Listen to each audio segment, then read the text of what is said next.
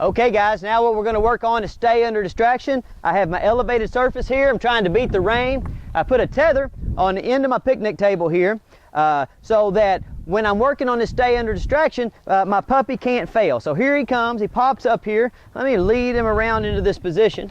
I'm going to get him up here into a sit. Good. And I'm going to take my tether and I'm going to put on him just like that so he can, he's on the edge of that table and he can't really come too awful far this way. Now, I'm going to go right back to my initial puppy stuff of adding time and distance a little bit as we go along, okay? Now, so what happens, I'm really working on stay right now. I'm not 100% concerned with the posture, whether the posture is sit or down, okay? I'd like to get sit or I'd like to get down, but if he kind of mixes up between those two, I don't care, as long as he doesn't try to get up and get off the table. Listen, if you have a good stay, the stay is the fundamental exercise. And then staying in posture, well, that's pretty easy. Once a dog understands to stay in one place, well, it's pretty easy to tack on. Oh, by the way, stay in a given posture. Okay, so what do I want? When I tell a dog to stay, what am I after? Obviously, I'm busy. I'm too busy to look at him. Because if I have time to look at him, then I would just hold him by his collar. I'd hold his leash. I've got to check the mail or get in the car or load the groceries or talk to my neighbor. Whatever it is that I'm doing, watch the kid's soccer game, he has to understand that he's not always going to be the center of attention. So while I'm talking to you guys, I want him to start to understand. Now, that I can't always pay direct attention to him. Now, in the other video you saw, and some people made comments about me feeding him lots and lots of treats. Well, those treats are a part of his rations, okay? And now you'll notice today that I'm going much farther in between the treats. And I'm adding a layer of distraction. I've got this old goat, and I keep giving this goat treats for coming up here. And I'm throwing the treats for the goat. Well, it'd be easy for that puppy to think that the way to get these treats is through direct action. Just to go over there wherever the goat is and get the treats or go play with the goat. But what I want him to realize is when I seem busy, like I'm talking to you guys right now, I want him to realize that I'm never too busy to notice what he's doing and reward him. It might be a long time in between rewards, but if he's patient, he'll always get what he wants, which maybe is a treat, or maybe some petting and loving on him, or maybe he wants me to throw a bumper for him. I just have to make him realize from the time he's a baby that the way to get what he wants is through indirect action, through waiting, through what I refer to as impulse control a lot when I'm talking about my children, So, all right, so I'm going to step out of the frame, and I'm going to come back in a little while, and I'm going to give him his treat.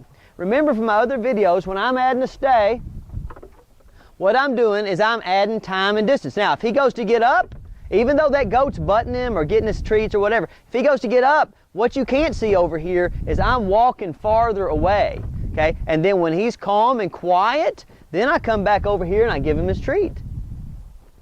And I walk away. If he gets up, I'm just going to keep walking. If he stays still and he waits for me, then I'm going to come back and I'm going to give him his treats. And I know some of you are going to say, well, that's not fair. That old goat gets up there and butts him and stuff. Well, listen, life ain't fair. Whoever told you life is fair is, they lied to you, Okay, so I come back. Now, another thing that I can do, and it's easy to do at your house if you don't have a goat, is I've got a little hunk of meat here. And what I'm going to do is I'm going to take this hunk of meat and I'm going to put it out just a little bit in front of him, okay? Now, goat, you can't have that meat. All right, so if he tries to get that hunk of meat, then I'm just going to reach up there and take it away. If he's calm and patient, I say, oh, look how being calm and patient led to you getting what you want. So I'm adding time and distance and the goat distraction, which you could use any kind of animal, a cat, another dog, or whatever. I'm using food, right?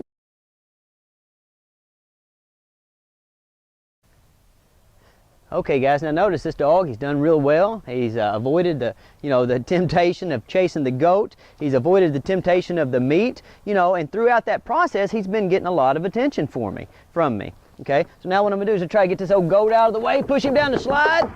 He'll probably come back up here. I'm going to come over here and give a dog a treat, but I'm going to switch these next treats, okay, to my left hand so that I can keep him a little bit busy while I reach up here and I very quietly unsnap that leash. You don't want to make a big noise and make them think that they're, not tethered anymore. It messes you up. I'm going to give him a couple of treats, right? And what I want him to understand is when he's still, when he's calm, when he's patient, that he always ends up getting something good. So what kind of good stuff did he get? He got some attention, right? He got some food. He got a big hunk of meat a few times, which was pretty great. Okay, and what does he like to do the most? He likes to fetch the most. So I'm going to make him understand that having that impulse control and waiting on me and waiting his turn and doing, you know, being fair with me, okay? Coming and being still and having good manners is the way a dog ought to look at being fair with you. And if they're fair with you, you should be fair with them. So you should give them love and attention, and you should make sure they have plenty of free time and social time, and you should engage in activities that they really like to do. So as a result of his impulse control, now what I'm going to do, first thing I'm going to do is push this old goat off the way, and then I'm going to say, okay buddy, come on, oh! And I'm going to throw a dummy for him. Okay? And that's the real key, guys, is if you want to avoid a lot of compulsion later on in your dog training. You know, you're always hearing force this and force that, force to pile, force to heel, force to blah, blah, blah, blah, blah. You don't need it. What you need to do is take your dogs while they're young and make them understand the relationship between showing good impulse control and showing situationally appropriate behavior and getting what they want. Okay? Dog's not like an old goat. You know, this old goat, he's just going to come up here and he's going to be ornery and he's going to fight with me just because that's what he likes to do. That little lab puppy back there, he likes to be petted and he likes to be praised. He likes to run around and play, and he likes to fetch. He likes to ride on the four-wheeler, and he's willing to do whatever it is that it takes to do those things, you know? So you don't have to really force them. You don't really have to fuss at them too much. Just make sure they understand the relationship between waiting and getting to do stuff. Waiting and getting to do stuff. This old goat and me's fixing to get into it now. All right, so go home and practice this. Send me some videos, guys. I like to see it when you're using these techniques at home, and I like to see how they work for you. Okay, if you got an old goat and you have any goat training tips, well, post them up too, because I'd like to see them. But by next week, you should have a dog that's staying under distraction pretty well. See you next time.